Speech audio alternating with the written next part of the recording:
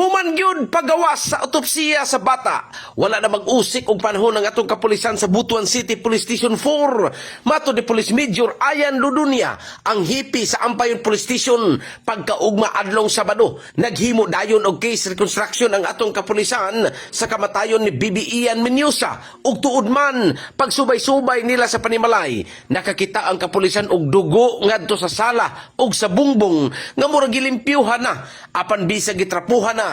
Mapansin gihapon sa kapulisan ang lama ni ini. Mahinungdan nga nagtawag dayon og suko ang kapulisan para maproseso ang maong ebidensya. Kuan ko yan no, atong Sabado sa gabi sa Sabado sa hapon.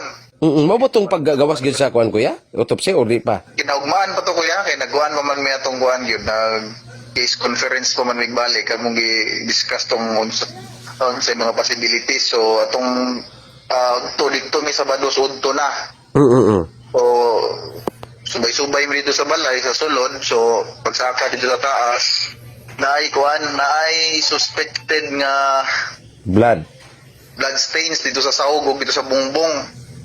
Sa kwarto na kuya or diya sa sala? Dito na sa sala ra to. So tuod man, so dili man mi maka-decide, dili man mi maka-judge na ug unsa gid nga kuan, unsa gid siya. So among gitawagan ng kuan suko. So mo to sila na nagkuha kuya. So subject for kuan pa to siya, laboratory examination para ma-determine kung dugo mo gito sa tao or unsa gid to siya, unsa gid tong stains tong na dito. So unsa man siya nga dugo kuya na naa sa kuan lang dugay na unsa man bag-o pa nga dugo? Dili lagi siya makuan kuya, dili siya ma-establish na kung dugay na or unsa. Basta kay nagmura siya gitrapo dito sa kuan, gitrapo dito sa bungbong ug sa poste niya. Mao lagi to, pero dili man na ma-establish kung dugay na or unsa to siya, o dugo ba to, mura pud siya gitrapuhan na manggod, hanap-hanap na. So tawag na mo ang suko. So pabuton lang nato kuya ang kuan, pabuton lang nato ang resulta ni kay wala pa man pud sila gihatag nga result pod. So gikan ito Sabado na nasa ilaha na karon ang hukom kung dugo ba to sa tao or unsa? Karong si manako ya ba ako basig ma-establish na to kung unsa to, dugo ba to sa tao or sa kuan? Dugo ba to sa tao or hayop ba? Anong litan sir kuya kung dugo to sa tao unsa dayo sunod nato nga buhaton ani kay wa matakay ba purog og dugo to sa tao basi day na sama dito. Lagi mao to atong kuan, mapapud na atong i-establish pod. So o mapakuan to, mapamatud-an magantong dugo sa tao, another process na po to kung kakinsa to nga dugo na po. Kana diha na pud tayo. So dili na to pangunahan kung unsay resulta. Kaya ana lang yun sa. Samtang matud ni Police Colonel Richie Iatar, ang City Director sa Butuan City Police Office, naningkamot gid sila karon nga ilang mapin down kining posibleng suspect kay bisan pag-usahog pamakak ang kamatuoran mugawas rin gyapon inig abot sa panahon. So karon muna na tayo resulta sa atong suma sa atong gipasusi dito sa atong gi-reconstruct, no? Naman tayo may mga separate reconstruction man paghimo para matanaw ginato ang possibility kung usa sa ato naman tayo mga POI, no? Anyway, this is our POIs. Otherwise, proven, no, with the evidence, then diya pa tayo makakuha nga posible, no?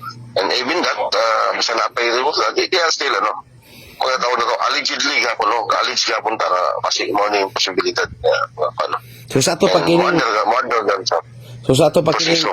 sa ato pagkining bloodstain nga atong nakita dito sa dito ra ni dool sa atong mga POIs. Yes, kana mga arong kuan sa atis. Mo tudlo no edad na matudlo to niya kung mo na to ang maging kuan nato, mo to mag-lead nun sa atong investigation nga tama ang atong reconstruction diri, tama ang atong pagtanaw diri nga dili kita tabo itong butang, no. So mo to siya mahatag sa atong kuan.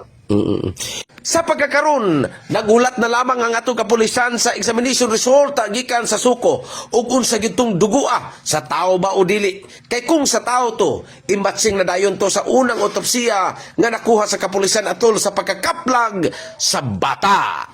In the heart of changing lives, ako si Brigada Alexander Librado sa 96.7 Brigada News FM Butuan, the Music and News Authority.